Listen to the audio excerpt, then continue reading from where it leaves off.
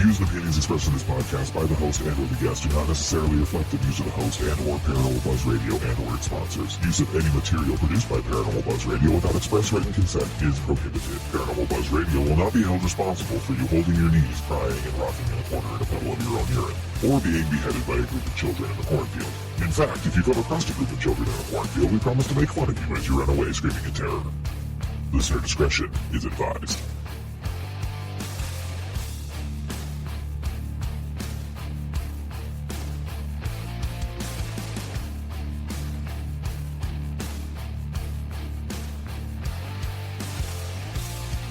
You're listening to RAP Paranormal and Friends with your hosts, Kim Purvis and Allison Robinson.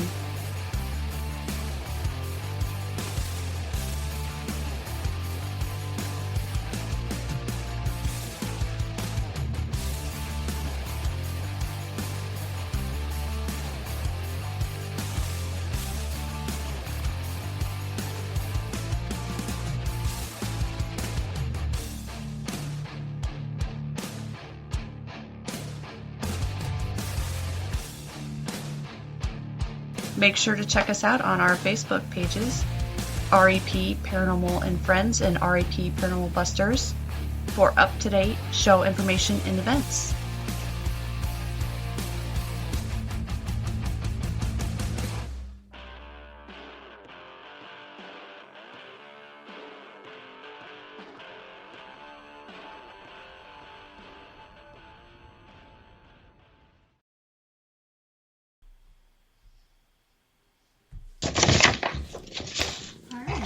Welcome to RAP Paranormal and Friends. Have a special guest for you. We have Phill Webster.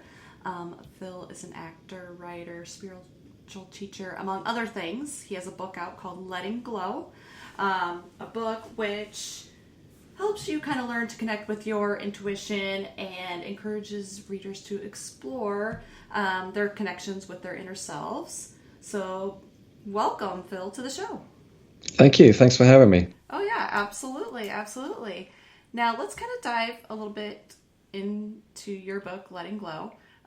You kind of talk about your life and kind of what brought you to write this book. Can you give us a little bit of description? Like, how did you come about this book? Yeah. The book came about essentially through, most immediately through my mum passing. It was the start of 2021 and we'd just been through COVID. And so we were kind of looking at the light at the end of the tunnel and sort of thought that we were in the clear. And I would FaceTime with her all the time because, various government restrictions and what have you. And I was keeping away, trying to do the right thing. And I hadn't seen her in a couple of months. So on this particular night, I called her, and I think it was probably the second or third time that I spoke to her that day. She answered the call, and as she sort of leaned into the screen, there was a man leaning in from the other side. Mm-hmm. And I was kind of like, okay, well, who's that, right? So we were in another lockdown. There shouldn't have been anyone there. And it was quite late at night. Plus, she lives in a very rural place where I grew up, a place called the Isle of Wight. So I kind of knew all the neighbors, and we don't have any family. Mm-hmm. So there shouldn't have been anyone there. And this guy leaned in, and I saw him long enough that I could recognize him. He had thinning gray hair, glasses, looked like late 60s or something like that. Mm-hmm. And like I say, I was kind of taken aback, and she sort of moved away to sit down. And I said, well, who's that? And she said, who's what? And I was like, okay, well, the guy, I just saw somebody. And she was like, no, there's no one here. Mm-hmm. And I kind of grilled on it, and I was like, okay, so I was like, Mom, I just saw somebody, like, who's the guy, Right. And she had no idea what I was talking about. And, she started sort of complaining about her day. And I could always tell, like, when there was somebody with her whole demeanor would change. She would start speaking a lot more politely, and it was hard to have a conversation with her on the phone. Uh-huh. If there was something with her, someone with her, she would put on all these airs and graces and what have you. Mm-hmm. And she wasn't doing any of that. And I thought, all right, well, I must have been mistaken. It just didn't sort of sit right in my head, mm-hmm. even though I'd definitely seen the guy. And we spoke for another 45 minutes. And I thought, okay, well, that's, I don't know what that was. And the next morning I woke up to a phone call from the neighbor that she'd had a heart attack and passed away. Mm-hmm. So, yeah. So, of course, my mind went straight to that. but dealing with the whole shock of losing her and going through the grieving process, it wasn't kind of my main thing that I was thinking about, but it was at the back of my mind. I was like, well, what was that then? Was that, are we talking spirit guides? Are we talking ghosts? Like what? Right. And I must admit, like at that point, I wasn't really into any of this stuff. I kind of was interested as a teenager, but then sort of got very practical as I grew older. And yeah, this just kind of took me straight back there. Right, yeah, because this wasn't your first experiences. You had some as you were younger too, but you just kind of blew them off, correct? Yeah, that's it. So like when I was younger, I remember when we moved into this same house, and I mean it wasn't an old house or anything. It was built in the 80s. And I remember stuff happening around the house, like little things like cans. I remember a Coke can moving across the table, and things were switching on and off. There was like banging in the attic, but I was like 10, 12 years old. And as I got older, I thought, well, probably maybe those things didn't happen. It was just my imagination. When I was a teenager, I came across this book on astral projection, and I remember just trying to invoke it. I just thought, well, that sounds really cool. Like you get to float out of your body. I didn't know what the hell I was doing. And I remember just like I tried it, and pretty much like immediately like had this separation. And I remember like one of the things that really got me about it, which it hadn't mentioned in this little book that I'd read, and it was more like a pamphlet, to be honest. It wasn't really a book. Was I remember feeling this sensation of floating up and being on the bed at the same time. But what I wasn't counting on was I suddenly had a third perspective, like from the side of the room. So I could see myself on the bed, above the bed, and all of a sudden I was watching all this from the side of the room, which at like 14 or whatever I was, just completely threw me, I wasn't prepared for that. And I just like snapped myself out of it and never tried it again, and then again, as I got older, I thought, well, did it happen or didn't it?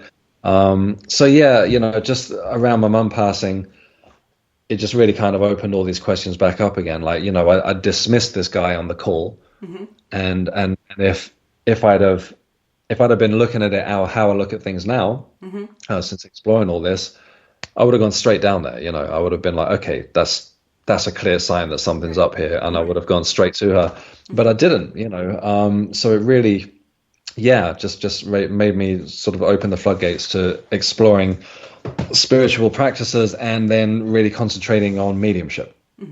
Right, and that's what you've been doing now. And now in your book, you talk about your experiences, you talk about your life, and then you also have some little inserts in there about like meditation. You have different kind of like training, for beginners or things like that, correct? Yeah. So as I started writing it, I mean, it was a few months, and I'm sort of giving the whole book away here, but but well, there's a lot in there. Right, but, there is, yeah. So a couple of months after my mum had passed, I wandered past this spiritualist church, and I didn't know that these were a thing. There are many of them around the UK, and especially in London. And I saw that like on a Sunday evening they had a demonstration of mediumship, and I was like, okay, well, let's go check this out. Since I was kind of heading in that direction, and reading up on things like that. And I showed up on this Sunday. I didn't know anybody there. Nobody, no one knew I was coming or anything like that. And there was a lady there, and she was kind of, and I went in kind of skeptical, even though I was hoping that I wanted to hear from my mum, right? And she was kind of working her way around the congregation. There was maybe 15, 20 people there, and she was getting affirmation after affirmation. And as she went on, I was thinking, well, this seems like legit, right? She was telling people places, describing houses, describing people, and pretty much 90% of the people were saying, yeah, got it. And then she got to me, and she started talking about me being a medium. Straight away, she was talking about me being this voice for spirit, and it was around that time that I was thinking about starting to write this book and looking into mediumship, and all through missing my mum at the end of the day. Right. Yeah. And I was like, well, I haven't told anyone this, this, and she just went straight to it, and then she started talking about a friend of mine that had passed. It took me a while to sort of realize who she was talking about, and then it all fell into place. and then she got to my mum, and the deciding factor for me was her accent changed. So this lady had like a very strong London accent, and then all of a sudden it just switched to this sort of Northern English accent. It was my mum's accent, and just lump in my throat, heart was racing. I was like, and that really changed everything, I have to say. And yeah, very much sent me down this path of learning about mediumship. That's awesome that you talk about that. Okay, the lady you said, the woman, her accent's changed. I actually had been to an event, and I watched a gentleman who was a medium, and he would change his accents too, but he also did animals, like if he was connecting with somebody's pet. It was the most unique thing I've ever seen. I've never seen anyone else do that. Yeah. So, I mean, I have never done anything like that. Have you? Have you tried anything like that? Have you come across, or you come out with a different accent or anything like that? I mean, it's kind of early days. I say early days. I mean, I've probably been doing this maybe, what are we on now? Like getting to the 2 year mark or something like that. So since the book's released, I haven't really been actively into it as much as practicing as much as I should be. But it's just been around, promoting the book and what have you. But until then, I would get to the point of seeing somebody, being able to describe somebody, getting a message, and then I'm pretty much done. But so far, I mean, it sounds a bit grandiose, but so far 100% success rate. But when I say 100% success rate, is that I'm still, few people. It's not like I've done hundreds of readings or anything. I'm sure there's plenty of room for error still. But yeah, and it's just been amazing. I'm like, okay, well, I know I don't know these things, and to have somebody sit there and confirm it, like, yeah, that sounds like my dad, or that sounds like my grandma, and some off the wall things that I've been telling them, that I've been like, okay, I don't know if this makes sense, but orangutans, and they're like, yeah, orangutans, gotcha. And I'm like, okay. Yeah. Now, when you're out and about, do you ever pick up on anything just randomly, or do you get overwhelmed with energies or anything like that? Yeah, definitely do. I think we spoke about this, didn't we? Earlier, like, I've just moved to a new place, and it's kind of straight across the road from a train station, and I feel like I would always take a shortcut through there. There's like an alleyway, and you can get straight into the town. And within a few weeks, every time I'd leave the house in a good mood, and then 10 minutes later, I'm just like stressed out to hell. I'm like, what's going on? And I think you pointed out, you said, well, yeah, so many people, you're just walking through the train station, and people are rushing here and there, going to work, and I've pretty much been avoiding it at all costs now. So. I hear you on that. I have such a hard time with large groups. We have a thing called the Iowa State Fair here, and it's this huge fair, and there was like, over 100,000 people there the day I went, and so I was literally overwhelmed, because there's so many different energies and moods and things like that. It does take a toll on you, and it does drain you if you think about it. If you really sit down and think about it. Yeah, no, it's kind of odd that I've sort of come to this since moving to London. I've been here about 5 or 6 years now, and I've really sort of found this practice of, like you say, meditation, and sort of going within and trying to find that quiet space. And ironically, I've just moved to like one of the busiest cities in the world to do it. But all right. But it kind of works, I suppose. You probably need it in a place like this. Oh yeah, absolutely. That's one thing, though. I think we talked about this too. Is that I have a hard time. I've been trying to do meditations, but like I said, I am a very high-strung, energetic person, and it's hard for me to get my brain to slow down and shut off enough for me to just focus on like a quiet space. Do you have any suggestions? Yeah, definitely. I mean, in all honesty, talking about being a meditation teacher, like which I've learned about, I mean, I learned about it some years ago when I trained to be a personal trainer, but that was kind of more of a sort of practical, physical kind of directive. Right. But yeah, I would say that, absolutely learning about mediumship, the meditation is the key to open the door, right? 100%. And yeah, I mean, I struggle with it still, to just set aside that. And it's not, for me, I think it's just sort of procrastination, a little bit of laziness.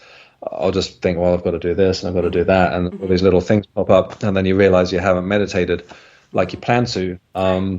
But I'm trusting that's just personally at the moment for me, I'm trusting that this is just part of my journey. Maybe right now I'm supposed to take a little break and concentrate on practical things. And I trust that I'm coming back to it soon. But yeah, it's I think meditation itself, I don't struggle with it.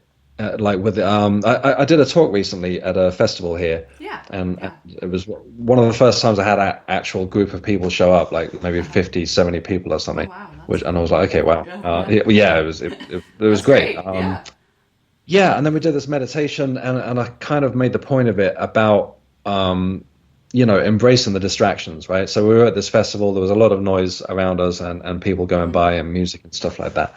And I sort of kind of, I think you can use that to sort of place yourself in the moment, you don't have to worry about, okay, well, I can't meditate because there's a dog barking or there's traffic outside or something like that. You can kind of like use it to just be here now. And I think that's also a really important part of it, is just being in this moment where we are and just being, completely aware of yourself, and then always just bring it back to the breath, when your mind starts wandering, and it will, then just bring it back to the breath. And I've noticed huge benefits in my own life through meditating. I just need to do more of it. I think I need a little bit of that in my life too. I need to learn how to slow down a little bit, but it's hard when you got crazy busy life. And I know you juggle things, and you're also an actor, and I don't know how I missed you in Flash. I mean, I remember that scene. Very easily to miss me in Flash. Yeah, I almost missed me in Flash. Yeah, no, it's when I say actor, I'm using the word very loosely. But a few. I'm not. It's not really something I'm pursuing now since writing the book. Like my attention is 100% there, right? And there are definitely a lot of egos on film sets, and that's kind of not. Yeah, it's not the direction I really want to go anymore. And it was a funny thing because I'd lived abroad for 20 years, came back to the UK in my 40s, and I thought, well, let's start over. What would I really want to do if I could do anything, Right. And I thought, as a kid, I was just obsessed with movies, and acting seemed like the logical way to get into it because I don't have any experience as a director or any schooling or anything. And very quickly started getting like a few small parts and like a few lines, but it was literally I'll be the guy that walks in and tells the king that we need more men, and then walk out, and then that's it. That's my scene, and then it gets cut, so it doesn't. Oh, you'll see the back of my head leaving or something. So that's just. But you get paid for it. But that's kind of been the journey. Few lines here and there, some great experiences. But I got to admit, when I saw myself on TV or the cinema or something, I was like, oh, okay, great. Now what? It wasn't the big revelation I thought it was going to be, and it was like, oh yeah, okay, there's me. so I don't know. I shouldn't say it too much because I've got an agent and I will accept the work, but it's not really my main focus. Okay, all right, yeah. No, I saw that you had posted that, so I'm like, okay. I remember that scene, but it's like, I think that's exciting. That was cool. Yeah. I mean, I was really happy about that because I shouldn't give away any spoilers, but one of my childhood heroes, a couple of them were in that movie. So I was like, even though I'm in it for a second, I'm like, that's cool, man. I was in that. I never thought that would happen. So. Right? Yeah, absolutely. Now you said you're focusing on your book, and I know we had talked about this. Do you have another book? I can't remember. Okay, that's what I thought. Yeah, after writing the first one, I wasn't in any hurry with it. I wasn't sure what I was even going to do with it. I sent it to a few publishers and just to get a response. And but I felt like I'd learned so much that by the time I'd finished it, I was kind of like, okay, I've got way more to talk about. So I went a lot deeper. Called the second book Glowing Deeper. It's out in January, and it just kind of really dives in a lot heavier than sort of the surface level. I would say Letting Glow is kind of like a soft introduction to spirituality. If going through some sort of spiritual awakening, and also grief, it kind of deals with those things. And then book 2 really goes into some out there metaphysical topics like, time being non-linear and all that kind Oh of fun wow, stuff. awesome! Yeah, no, that sounds pretty cool. Now I know you had talked about when you were like a teenager, you did the astral projection and things like that. Mhm. Do you think you'll ever try it again? I would like, Or, I sort of, yeah, I would like to try it again. It's not been something that I've really, that specifically hasn't been something that I've really tried in the last couple of years. I've been more sort of concerned about connecting with guides and mm-hmm. learning who they are. And yeah, I guess initially, like I say, the main thing was that I was like, okay, I still want to speak to my mum, Mm-hmm. Yeah, so yeah, astral projection. Yeah, I'd like to look more into it. Yeah, it's definitely another area I'd like to explore. Yeah, maybe I should sort of start concentrating on that next. Yeah, there you go. No, I have never tried it. I do have I the only thing I have is I do recently dream a lot about like deceased people, not people. Mm, I mean, these people have been gone. My grandmother, she's been gone for years. Never dreamt about her. She died when I was in okay. middle school. Mm, But a couple of years ago, she came to me in a dream, and I still remember it. yeah. And I've also had people that I don't know that I Hmm. know are deceased that come to Oh, me. that's Have interesting. you ever had any of that? I don't think so, but there is something. I was waking up and just going back to my mum again. I Mm-hmm. haven't dreamt about her for a while, but I remember waking up the other morning, and it was almost like her voice was on a radio, Oh wow. and she was talking, but I couldn't understand what she was talking about, Mm-hmm. and it was so clearly her voice. Mm-hmm. Like dreams can be so you know more powerful than our sort of waking imagination, I think, Mm-hmm. when you're sort of recalling, especially people that have passed. And it was her, and I sort of took from that. I was like, all right, that kind of makes sense. Like I was saying, I haven't been concentrating on meditating. I haven't really like lately. I've kind of got swept up in talking about the book to people, Mm-hmm. and that almost felt like, okay, that I let's just say that was her, and that's kind Mm-hmm. of a good sort of point of like I'm not quite connecting at the moment. Right. She's around, but yeah, yeah, yeah. Dreams. I just think just trust it, and that seems to be the key as well. Mm-hmm. I've actually been starting to keep a log about the different dreams because one of them, and I don't know why. I mean, I knew this kid that lived out by me. I went to school with him, and he died during COVID. I don't know from what, Mm, mm, but then within the last couple of years, I had a dream right before I was going on an investigation, and he showed up there with another acquaintance, a girl I knew from school. I wasn't really, close to or anything, but they were both there. And I'm like, "What are you doing here?" And he's like, "I don't know. mm, Don't tell me." And hmm. she never said anything. She just stood there. And then earlier this year, I had another dream that he called, and um, he said he needed my help, but I don't know what for. That's all he said. Yeah, I have no idea.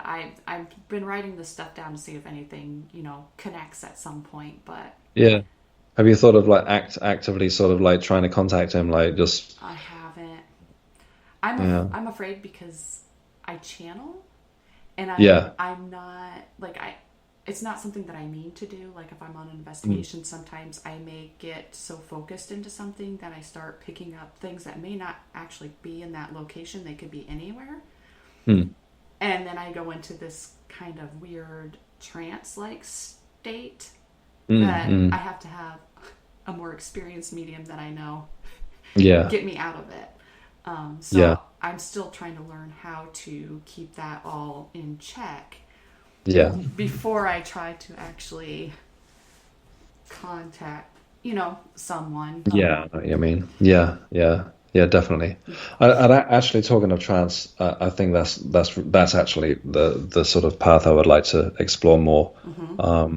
I feel that the second book that I wrote was definitely. I mean, it turns into a conversation at some point, and I was like, okay, well, I'm either just chatting away to myself here, or this is an active conversation, and I feel that like when I read back on it afterwards, it was like, yeah, okay, I didn't write that. That's way smarter than me, Right. Yeah. I couldn't come up with that stuff. Right. So yeah, that seems to be like the direction I'm hopefully going. Yeah, I'd like to actively sort of try and sit in trance. That would be interesting. It's interesting. And I never knew that I was actually going into this. I would usually wake up in the grass being grounded, and things, or they would be saging me or what have you. And so I asked them, I said, next time I do this, can somebody please record me? Yeah, so absolutely. I can see what it's like. And I am a completely different person. Like my eyes. That's amazing. She says that sometimes my eyes will turn black, my voice will change. And it took 3 or 4 people, I guess, one time to actually get me outside. But and how long did it last for? It varies. Sometimes it's like 10, 15 minutes. At this last time, it took them almost an hour. Like I was literally standing out in the middle of this grass, I guess, with this like blank slate across my face, like not even coexisting in their realm or something. Yeah. And but it was very interesting to see it on film because my eyes were like kind of rolled back. Yeah. And then you could hear my recorder next to me, and the girl who was filming, you couldn't hear it on her phone, but you could hear it in my recorder, these 3 loud breaths. And as soon as those 3 loud breaths came on there, I kind of started coming to, and I was like sobbing. What those 3 breaths were, we're not really sure. If it was something that was leaving that area of me or something that was trying to attach, I don't know. It was very strange, but so yeah, if you go into it, just be careful. I mean, I'm sure it's not the same for everybody, but that sounds fascinating. Yeah, I've only I shouldn't sort of make comment on this, but I'm going to. So I've only ever experienced it once with a guy when I was sitting in a circle. So my regular circle is on hiatus, so I've just been sort of going to random ones, open circles. And I remember, you never know what you get, right? There's some random people there, and one guy, English guy, like an older gentleman, he just suddenly switched to this, I would say, Southeastern Asian accent. I'm not sure, and he kind of sort of took on the demeanor of like a little old man, and it was like, I was like, well, this is interesting. It was I hate to say, but it was almost funny. Like I was like, what's going on, man? And he was kind of giving me all this advice. But I mean, why not? I'm not in any position to say that he wasn't channeling an old Chinese man. But yeah, he went full method. Oh wow, that's insane. But it was. To the point that the teacher actually, they said it had to be like, okay, yeah, all right, stop now. Like we need to do something else. Yeah, but it was interesting. Oh yeah, for sure. Yeah, I can't wait to get to read your next book. I've read your other one a couple times, so. Oh, thank you. Yeah, absolutely. I found it very intriguing. I'll have to try some of your techniques for the meditation in there. Now, your books are available on Amazon, and John Hutt's publishing has changed, correct? Yeah, they've changed their name. He hasn't sent it to me yet. Is it Collective? Collective Inc. Yeah. Collective Inc. Okay. I just had another gal on last night who's on the same publishing, so. Okay. Yeah. So that's why I'm like, he hasn't sent me that information yet. So I want to make sure I get it out there. I still forget that I've got to call it Collective Inc. now as well, yeah. But yeah, they're actually, just to plug them a little bit, they're currently having a 50% sale on all ebooks. So yeah, nice. August, yeah. All right, perfect. But yeah, otherwise, Let It Glow, yeah, it's available all the usual places, Barnes & Noble, and I can't think of any more of your bookstores, but yeah, across the world. All right, and then you're on, if anybody has any questions or wants to get a hold of you about anything, I mean, you have your Letting Glow on Instagram. You have yours. Yep. Do you have Facebook? Yep. Yeah, I've got a website, philwebster.com. Phill with 2 L's. And yeah, I've had a few people. There's a contact form on there. I've had a few people getting in touch. A few people asking for readings, which I'm not Right, sure about. Yeah. But yeah, some people have just been telling me about their experiences, which I found really interesting. And one thing I talk about in the book is kind of an awakening, sort of being misdiagnosed as like a psychotic break. I've been quite overwhelmed at how many people have reached out about that they've been through something similar. They thought they were going nuts, and Right. it turned out they were just kind of, waking up. Like, but yeah, I'd love to hear from people. Yeah, yeah, the website and then Instagram is pretty much my most active place. All right, perfect. Well, thank you for being on the show. And everyone, please go out and purchase his book, Letting Glow. I'll have all that information posted on our social media. And thanks again, Phil, for being on. It was a pleasure talking Thanks to for you having again. me. You too. Thank you for having me. Oh, yeah, absolutely.